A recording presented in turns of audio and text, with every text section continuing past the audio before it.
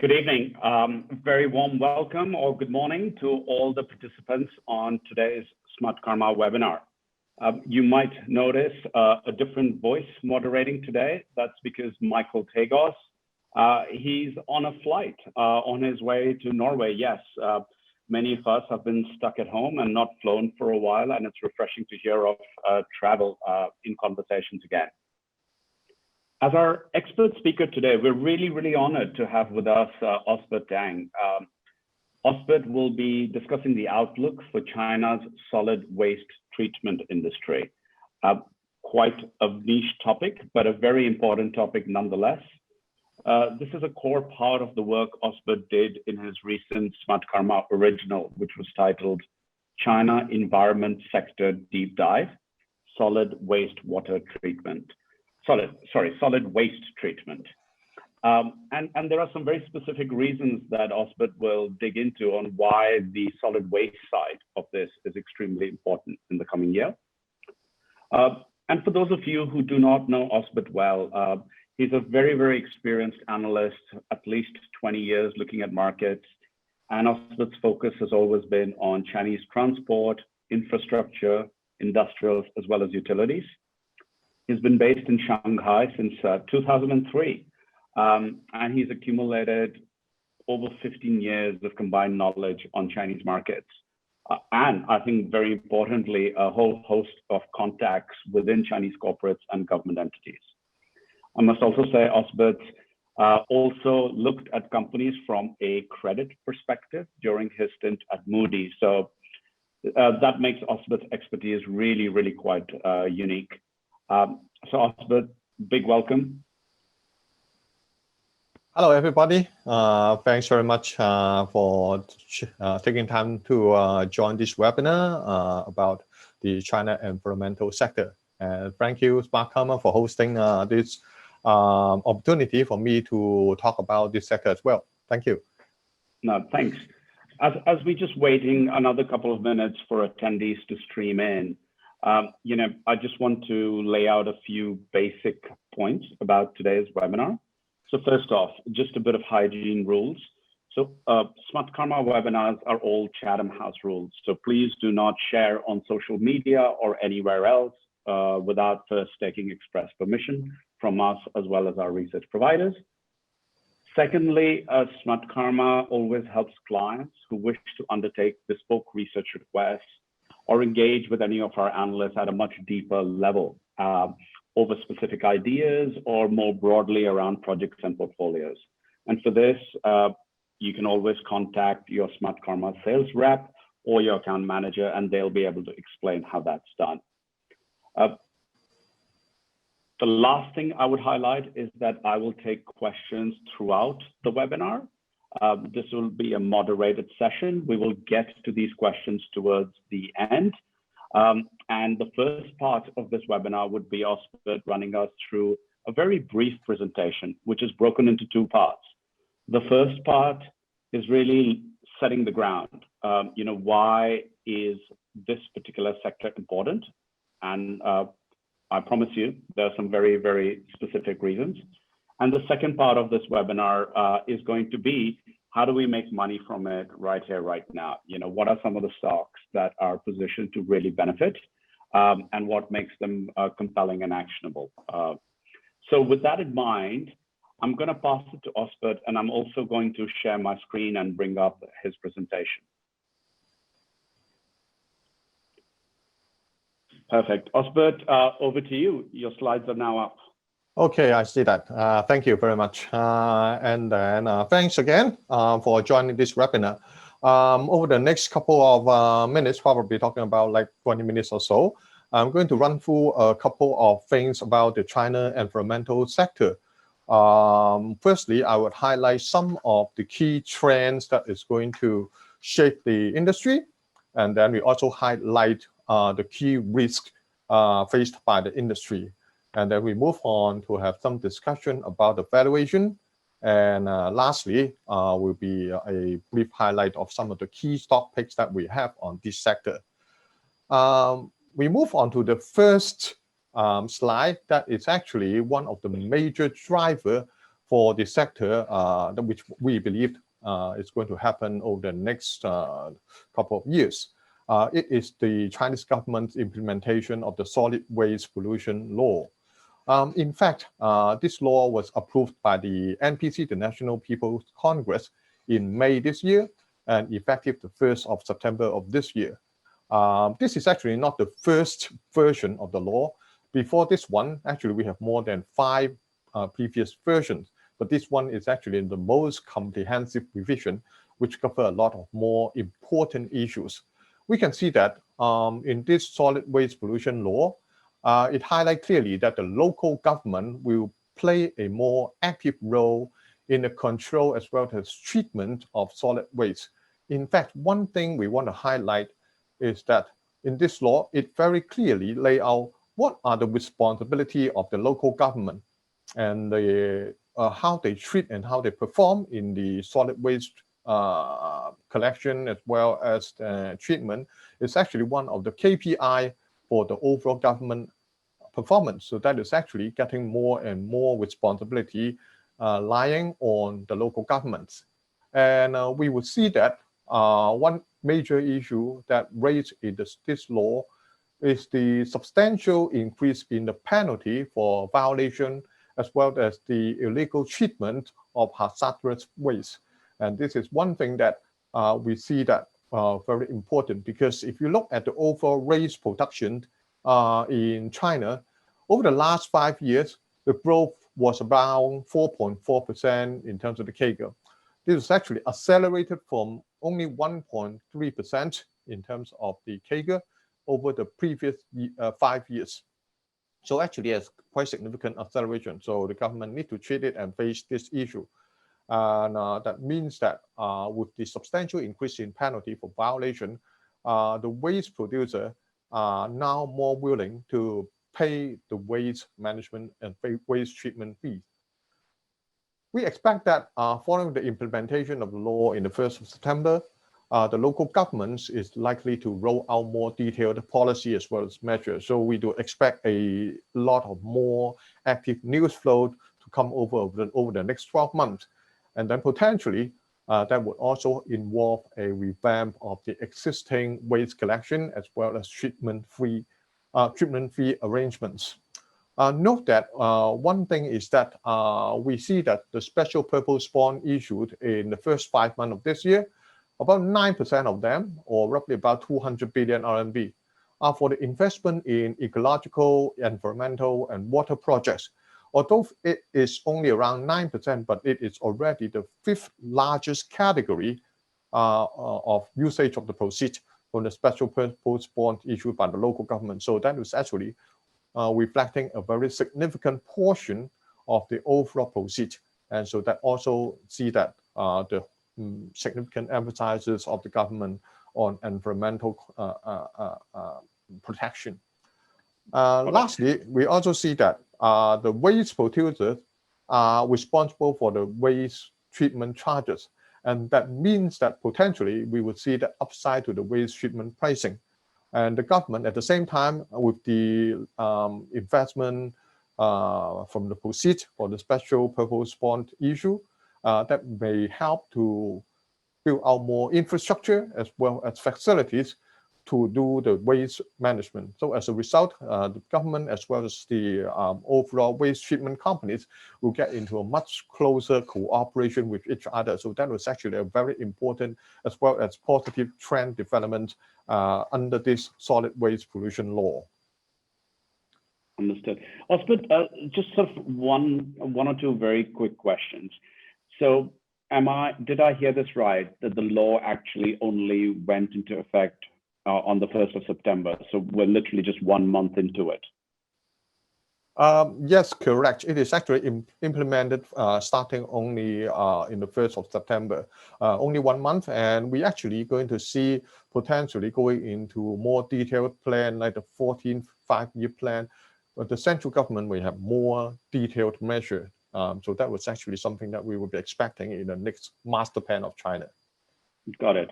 And could you maybe unpick the last bullet point a little bit more for me as well as the listeners, right? what makes you see upside to the pricing? Like, can you help me explain how the recent changes translate into higher pricing? Well, what it means is that, first of all, the waste producers are actually responsible for the waste treatment charges. So previously, waste treatment probably is going to be a lot of them being carried out by the government, and that very much rely on the government budget. And so as you can see that the government budget has that kind of constraint. So in that case, basically, the investment in overall waste production, waste treatment was actually quite relatively muted. But at the same time, with now, because of a lot of more like the violation, you got a much more significant penalty. And then it also lay out that the waste producer are responsible for the waste treatment charges. So in that case, if you are unable to treat your waste that you produce in a proper way, so that means that you will suffer from a significant penalty. So in that case, what it means is that you will have the more willingness in terms of the paying a higher waste management fee or waste treatment fee, so that to avoid that kind of violation as well as to paying the penalty. So that's why we see that the law actually helped to promote a potential increase in waste treatment pricing. Got it. Very clear. Thank you very much, Osbert. I'll just move on to the next slide for you. Yes, thank you. The second trend was actually, I think everybody understands that there is an increase in China's urbanization. We have seen that this is also a very important trend that is driving the overall waste treatment industry. This along with the overall development in China's e-commerce. Urbanization rate in China reached about 60.6% in 2019. That was a massive increase when compared with just 49 or well 50% in 2009. So what it means is that increase in urbanization actually is one of the major drivers for the solid wastes actually production. If you look at the interesting figure about the top 5 waste production provinces in China, they are actually the most economically developed ones.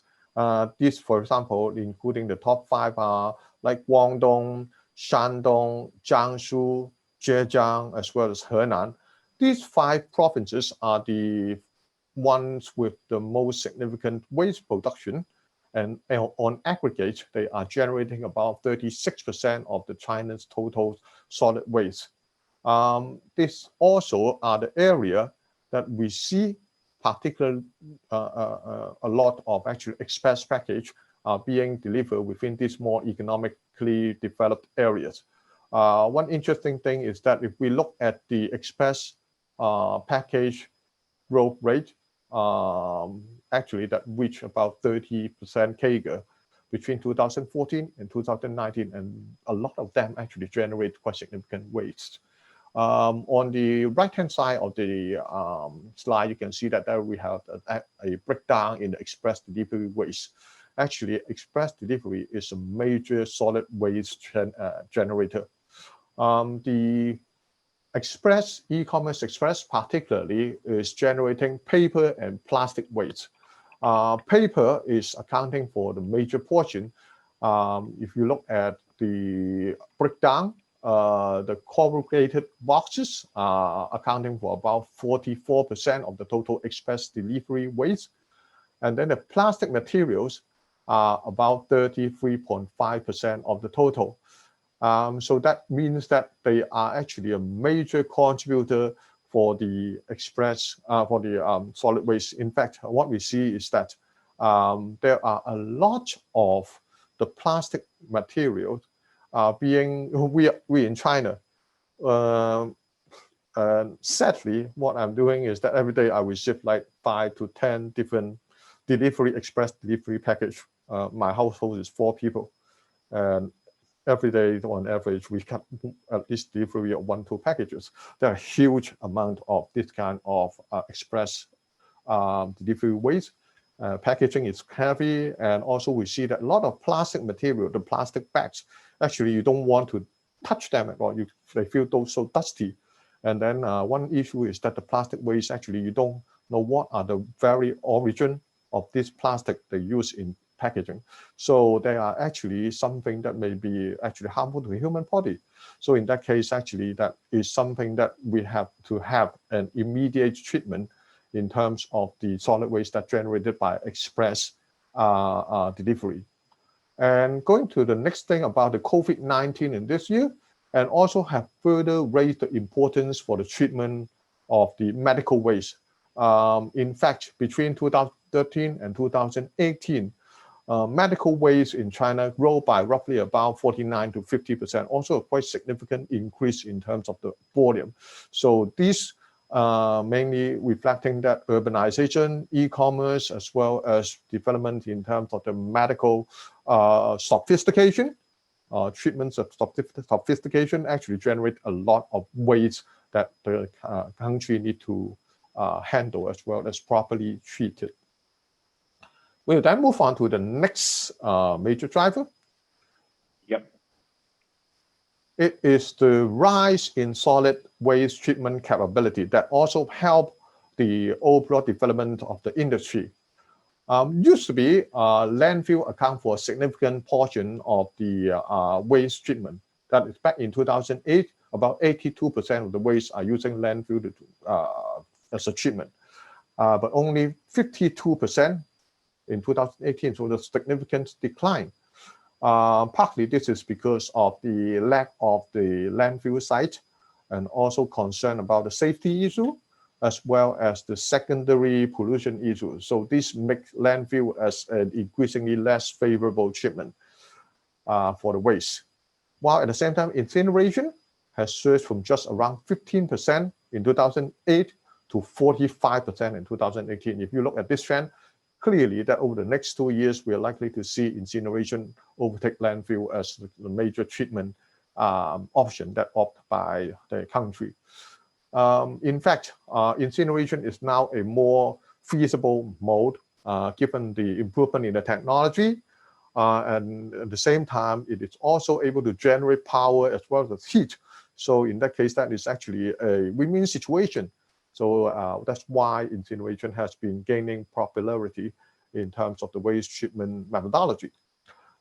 Incineration is also particularly able to be used following the domestic waste classification started in China in September 2019.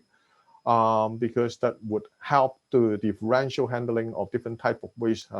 Basically, they are divided into like 4 major type of waste under the classification that include recycled product or recycled waste, toxic waste, solid waste, as well as those like the kitchen waste. So this is actually the 4 major type of waste classified nationally, started in September 2019. Some of the provinces like Guangdong actually moved ahead even earlier.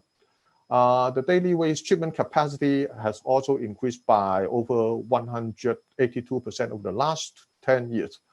As we can see that going forward, the growth will also be very significant. If we look at the growth in terms of the capacity readily available, that is going to be grown by about a CAGR of 12% from 2019 up to 2022. So this is actually quite a steady increase in terms of the waste treatment capacity. The next trend that we are going to highlight is about the potential for industry consolidation. Please move on to the next slide. Osbert, I was just going to ask you a very basic question, which that came into my mind as I was reading this. I assume that setting up incineration capacity or even landfill for that matter is highly regulated and permit driven in China.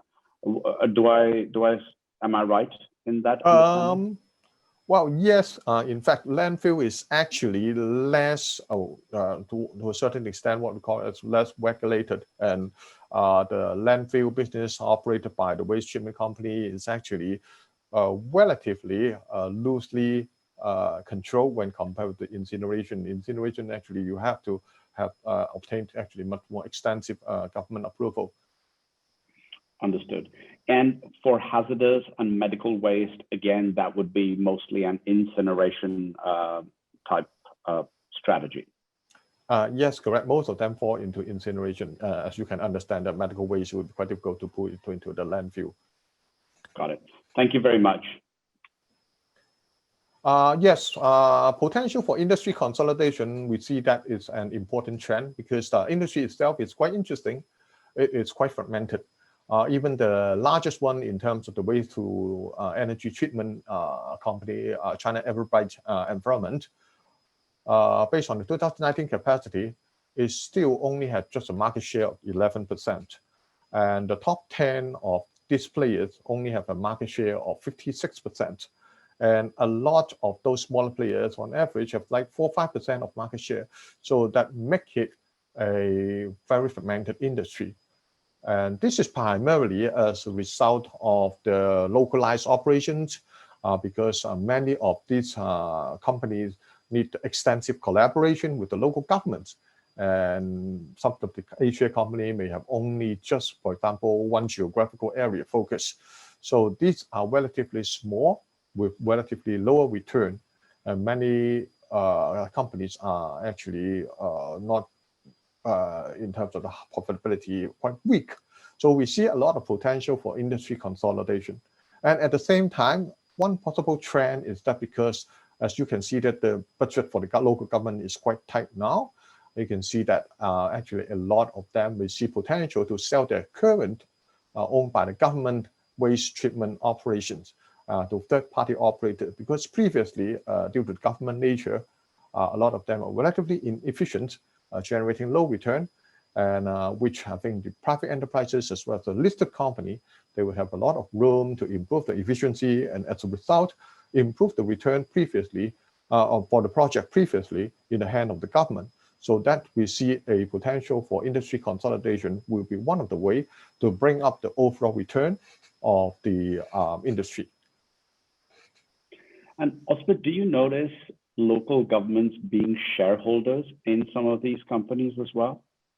Not really a lot, but we do see some cases actually are happening. So, but I think as you can see that we do see that this year potentially the overall government budget is actually quite tight, given the COVID-19 outbreak. So as a result, what we see is that going to the next 12 months, we will see actually this trend is going to accelerate. This is what I believe is likely to be happening.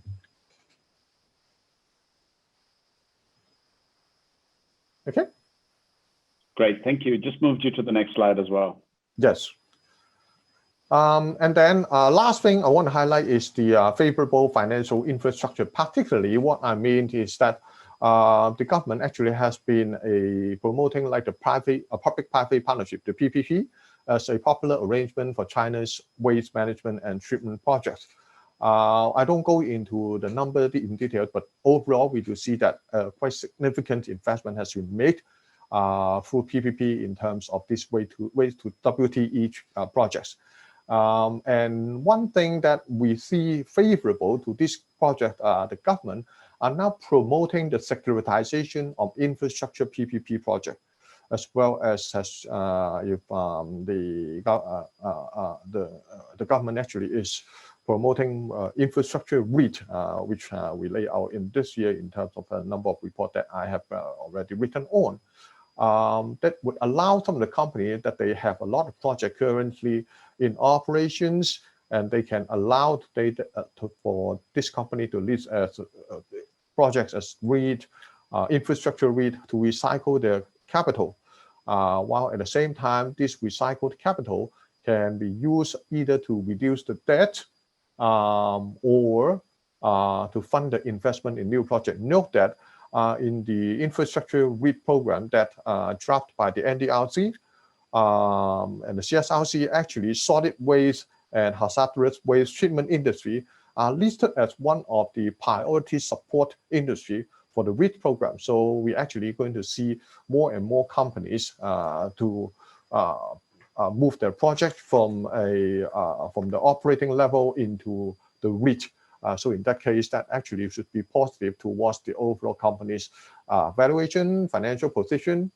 This will be an important positive development. So that very much are the key drivers for the industry that I want to share.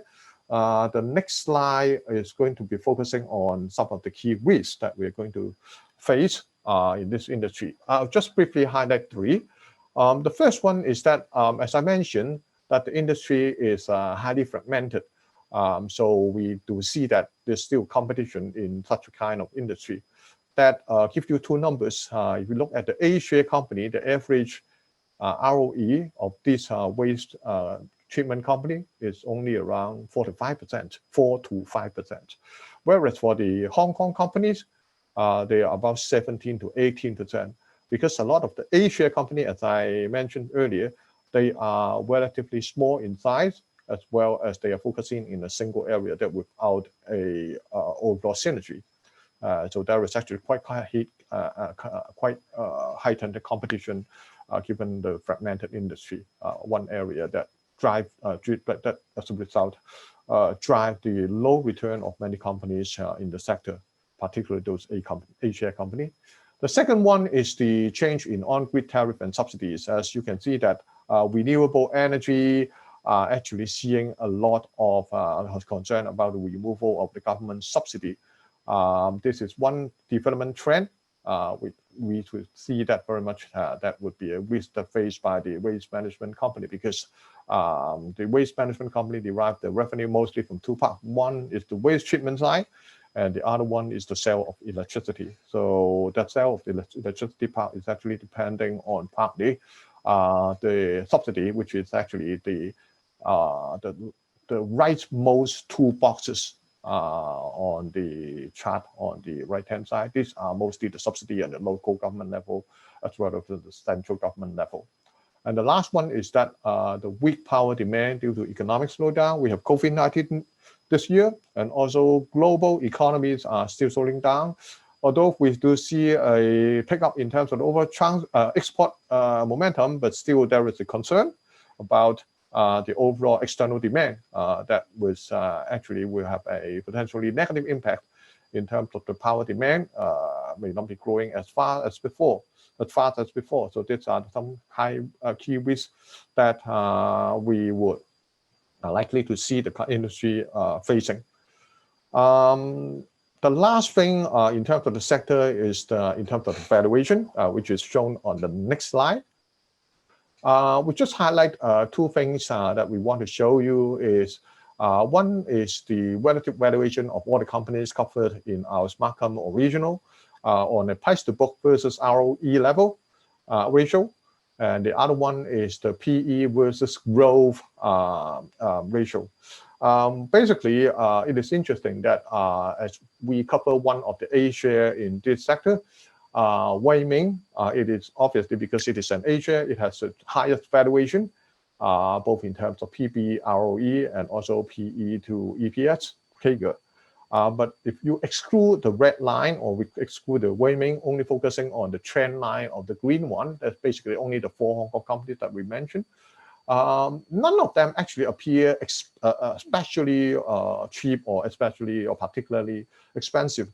But we can see that the canvas environment is slightly more expensive on the price to book and ROE ratio, but not really significant.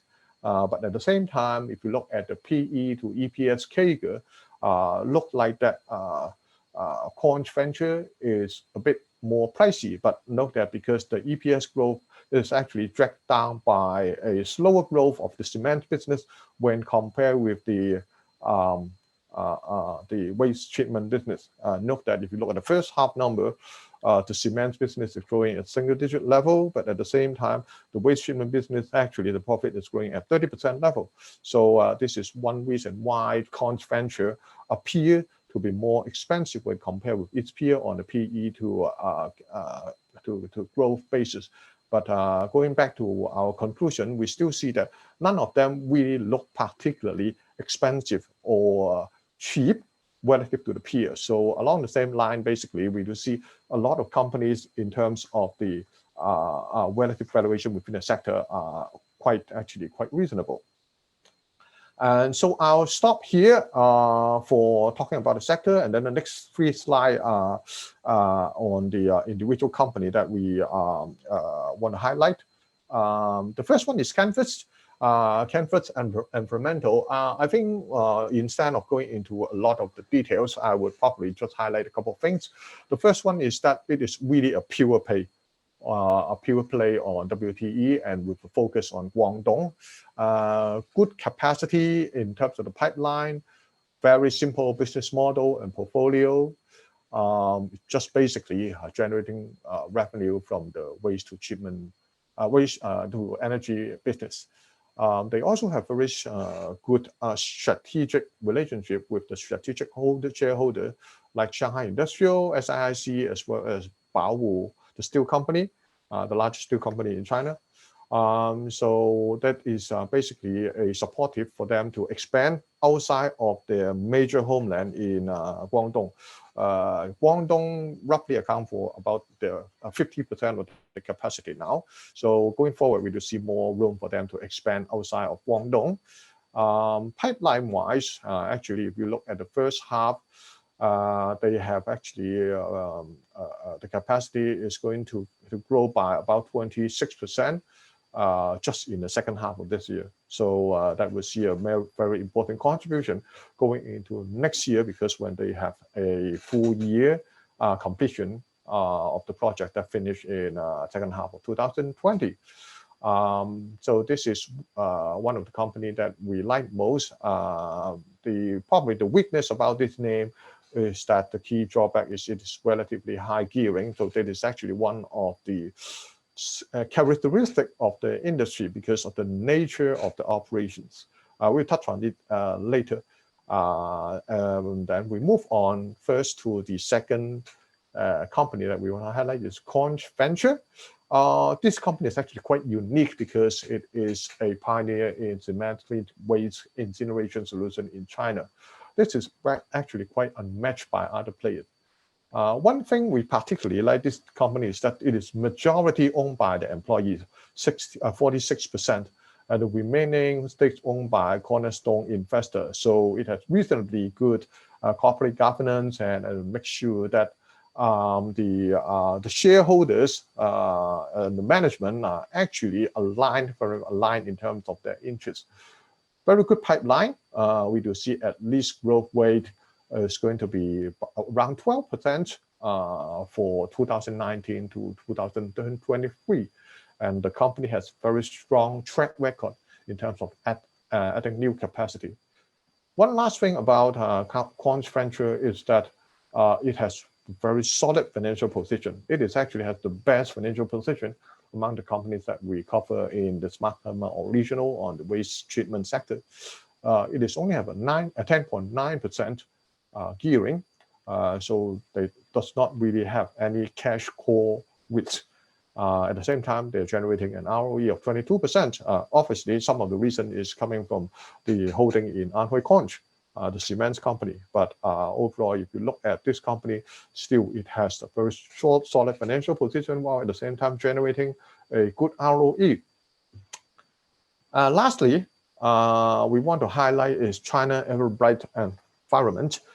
This company has the #1 position in the WTE industry in China. They have a national coverage. In the same time, it is unique in the sense that it is the only company within this sector that has the exposure to water treatment as well as green tech.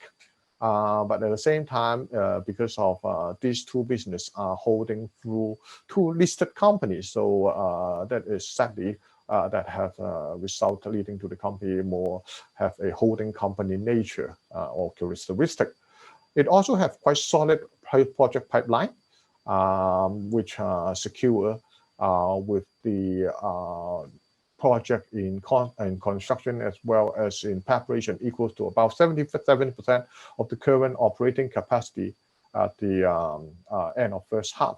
So also a very solid pipeline, but it has a very high gearing. It has nearly 110% in terms of the gearing. because the waste to energy business, they have long collection period of subsidy from the government. So this is one issue that result into the leading to the more tight financial position of this name. So this is one thing that we need to alert about, and potentially there will be risk of a cash call, but that will probably more opportunistic because the valuation is still quite low now. So we will see that any upside in terms of share price may potentially lead to a cash call by the company as well. So this is one of the things we want to highlight. So in terms of overall ranking, we would see the first one we like is Canvas, and then followed by Quantz Venture, and then China Everbright Environment. With, I think, Canvas, one of the shortcomings in terms of the business, in terms of the investment perspective, is relatively, this name is smaller in size, and also it has the secondary market liquidity is weaker when compared with the other two names. So I think these are some high-level highlight of the sector. We do have a lot of further information in the Smartkarma or regional that we published 2 months ago. So I'll stop here to take any questions or any comments. Feel free to let me know what you think about the report as well as the sector. Thanks very much. Thanks, Osbert. That was really good. Very good, 36 minutes. I typically try and keep these to 45-minute stops. So we've got about 9 minutes to go through a few questions. And I'll sort of begin in no particular order, but would love to just get your crisp thoughts. So first is, I mean, the fundamentals are stacked up in favor of these companies, surely. I think the announcement of the new law shouldn't be hidden from market participants. So why do you think stocks haven't really reacted? I mean, a lot of these companies are still underperformers year to date. Yeah, I understand it. So I think one of the major reasons is that obviously now we have a lot of school performance actually focusing on the new economy stocks, tech, or like internet related stock and consumption related stock. So that is actually one thing that this make the companies in the sector may not be as sexy.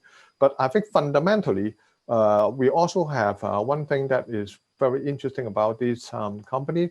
Many of them are operating in a BOT, build, operate, transfer model, which what it means is that the investment will be very heavy in the very beginning. And then the cash flow will be low because many of projects are still in the construction stage. What the company can get in terms of their booking of revenue from the construction, but actually they are not generating a lot of cash flow. You can see many of the companies are having negative cash flow at the moment, and that also restrain in terms of their overall dividend payout, and also have some kind of impact on their financial position, because you can see that China Everbright Environments, they have 110% gearing. Even the lower one, like Canvas, they're still talking about 72. So all this combination together, you can see that very much the factor about the cash flow as well as the high gearing are part of the concern that the market have on these companies. But I would say that as the more and more project complete, this is one thing that we see will be able to generate the cash flow, operating cash flow that can be fit into the financial position for the companies, and then that would be one area that would improve the overall financial position of the company. And secondly, as we see that the new solid waste pollution law only in place in the 1st of September, we do expect that more positive news, particularly in the area of like the pricing one, is going to be kicked in over the next like 12 months or so. Positive news flows, and that would actually start to reflect on the bottom line of the companies, and particularly is in, for example, the overall potential for the companies to generate a higher dividend payout. So these are something that will be moving the industry going forward. While they are underperforming now, I do believe the reasons justified, but there should be a change. Yeah. Got it. Makes sense. I think for sectors like this, it can often take a while for them to re-rate as they sort of exhibit that change in fundamentals in actual earnings. Similar question, but slightly different. Have there been any corporate governance issues with these companies? I noticed for quite a few of them, major shareholders are still the founders. And secondly, for the SOEs in the middle, are they really commercially driven? I mean, we tend to find a lot of SOEs never really focusing much on ROEs. But how do you view this? Well, yes, I think two things. For the first part of the question, and actually, like Canvas as well as Weiming, two companies are privately owned enterprises. What we have done is actually we look into the, for example, like the connected transaction that's actually quite limited between the company and the major shareholder. And the major shareholders are normally not the suppliers or the customer for the company. And then, like the case for Canvas, they do have a quite significant interest of the cornerstone and strategic shareholder, like Shanghai Industrial holding about 17% stake, second largest shareholder. They will keep a lot of check in the overall corporate governance. And so far, what we see is that actually a lot of connected transaction, no corporate governance issue. Actually, we notice on these two names. For Quantz Venture, it's also, we highlight probably a little bit in our earlier discussion, the majority of the company is actually owned by the employees, and then they do have strategic shareholder and corporations like CNBM, China National Building Materials. Though these are also keep the overall corporate governance in check. So we do see that Quantz Venture also do not have any corporate governance issue. For the SOEs, we are basically focusing on two names in this sector, China Everbright Environment, as well as China Everbright Green Tech. China Everbright as a group is actually a more commercially driven group when compared with those centrally owned SOEs.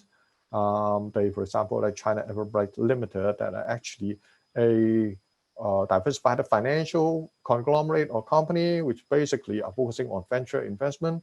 And all the China Everbright Group are basically not relying on the parent company or the state in terms of their overall project support as well as their daily operations. So they are actually very commercialized when compared with other centrally owned SOE.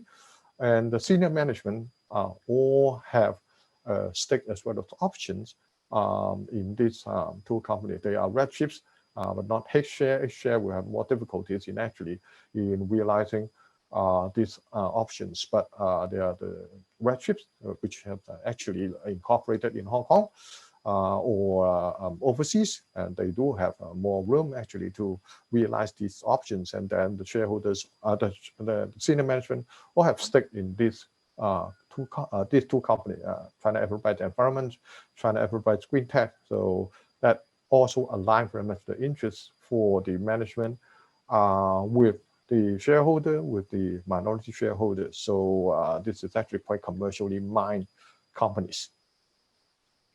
That's interesting, actually. Thanks for pointing that out. You mentioned in your answer just now about the partnership that Quantz Venture has with CNBM for waste treatment. Or rather, have they ever utilized that partnership for waste treatment? Mm-hmm. Well, actually, they have cooperation with CNBM, China National Building Material. Actually, they have already, I think, at least 10 to 15 projects are in cooperation with CNBM. Using, for example, the CNBM's, the cement connection, the cement plant connection in order to carry out their waste management business. A lot of them are still currently in construction, but definitely this has been a major important partnership that actually will help the growth for the company's capacity as well as profitability going forward. Note that when we mentioned that the overall growth in terms of the secured capacity for Quantz going forward, 12% between 2019 to 2023. Actually, I think about 20 to 30% of this capacity or growth increase are actually generated from its partnership with CNBM. So this is actually one area that is quite beneficial to the Quantz Venture's future expansion. Understood. Thank you. I've got another follow-up question on Quantz Venture specifically. So there's sort of two conjectures in the market at the moment. The first is that Quantz Ventures might look to spin off and list its solid waste treatment business. And the second conjecture is that they might look to list its waste to energy or waste to power gen business on the A-share market. You know, what do you think about, you know, spinning off and having a listing on the A-share as a potential catalyst for Quantz? Do you have any views around this or the timeline for such an event? I don't have the exact timeline, but I think that is probably going to be like 12 months and 24 months out from now. We do see that because a lot of business currently are still in the construction stage, but I would say it makes quite a lot of sense for them to list actually in the A-share market. First of all, we're talking about the valuation side. If you look at as we mentioned earlier, Weiming, actually that is the largest, Zhejiang Weiming is in Zhejiang province. It is already the largest A-share waste to energy company in China. Listed in the A-share. It is demanding like 20 times PE in the A-share market. Whereas for Quantz Venture itself is trading at about 7 times. And then Canvas or other Hong Kong listed waste to energy companies are low single digit. It makes a lot of sense for them to list the business in China for the valuation perspective. And at the same time that it is probably the only more integrated in terms of geographically coverage in China when they listed in the Asia market, whereas if they listed in the Hong Kong market, which I think Quantz Venture is already itself listed in Hong Kong. They do not have an A-share. So it makes more sense for them to do an A-share listing.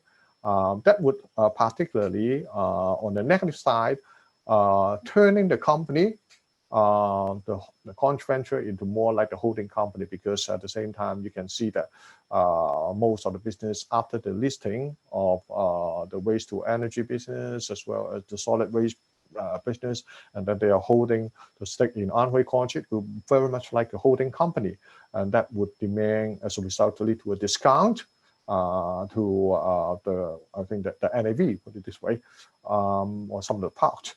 But at the same time, you're talking about it can realize the underlying high valuation of the A-share market. So that was actually balance between the two factors. We're talking about the core business in Quantz now. Basically, they're trading at 7-8 times, but in the Asia market, they may even demand up to 20 times. So I think it is more likely and more reasonable for them to actually list it in the A-share than or spin off in the A-share than in the Hong Kong market. Yep, that seems to make sense. Although I would assume that investors already perceive Quantz Venture as a holdco and apply a holdco discount. So I wonder if that's already priced in. At least the negative is already in place, and there could be a potential re-rate of the assets with given the cross-border premium. Okay, maybe just a final 2 questions. One is, we've noticed a trend of privatization when it comes to some of the listed energy companies in Hong Kong, you know, Huadian Fuxin, Huaneng Renewables, Beijing Jinan, potentially, which, you know, and CGN, which got aborted and so forth. Could that also happen for at least some of the smaller players, or do you think maintaining the listing in Hong Kong makes sense? Well, I would say that purely from the number perspective, probably we're talking about it makes sense to do so because a lot of them are trading at below book. Sometimes you can see that from the valuation chart. Many of them, in terms of the price to book multiple, trading at below 1x price to book. But at the same time, the industry itself is actually quite interesting in the sense that financial positions are high. At the same time, they're highly geared, and over the next couple of years, probably they are still going to put in a lot of capex to complete the project. So, in this perspective, probably that is not I think a near-term good timing in terms of the privatization because that will actually first of all reducing part of the secondary market fundraising alternative for the company, and then the second thing is that we also see that would add additional pressure for funding the capex at the parent company level. So I would say that privatization, I didn't see that despite the low valuation, didn't see that as likely when compared with like the renewable energy company, or this, while at the same time the potential may be more focusing on the REIT issuance as a way to realize the underlying value. Understood. We should look forward to more securitization rather than privatization. That makes sense. Perfect. Osbert, just a sort of a final question before we really thank you. If we were to give you $1 million to invest today, how would you invest across these three companies right here, right now? I missed the question. I'm sorry. I said if we were to give you $1 million to invest across the three companies that you've picked, how would you invest it here and now? And maybe you'll change the picks a little bit later, but how would you allocate capital across the three companies? Well, I think I would actually fundamentally I like Canvas, but as I said, one of the constraints or two of the constraints is actually it is relatively small, and the liquidity is bad. While I would actually go for Quantz, my second best pick in terms of the fundamental, given that it has really have that kind of technology that can be leveraged on both the relationship with Anhui Quantz, and at the same time that it has a solid financial position, and then it have a strong execution power. One thing I want to highlight is that over the last couple of years, every year, in terms of new project, the extent of the securing new project, every year they actually beat their own target. Last 3-4 years, so we will see that they have a strong ability to source new project as well as executing this project. So we do say that combining, the market factor as well as the fundamental factors, I would actually go for my best pick will be like China Quantz.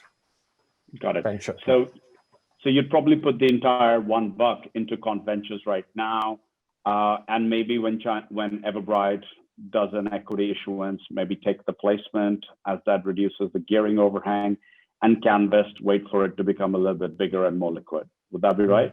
Yes, correct. Yeah, that will be Fantastic. My feeling as well. Great. Thank you very much for helping me answer that and all the other questions as well. Osbert, I found it very, very helpful and useful, and I hope so did the other listeners. Just two quick reminders again. The first is Chatham House rule apply to this webinar as well as all other Smartkarma webinars. So please take express permission before sharing any of the materials on social or elsewhere.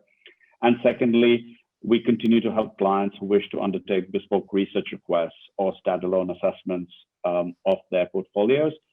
Do contact your sales reps for that. And with that, Osbert, thank you very, very much. Sorry, I'm 9 minutes over time, but I think every minute was worth it. Thank you very much. Goodbye, everybody. Thank you. Take care. Bye-bye. Bye.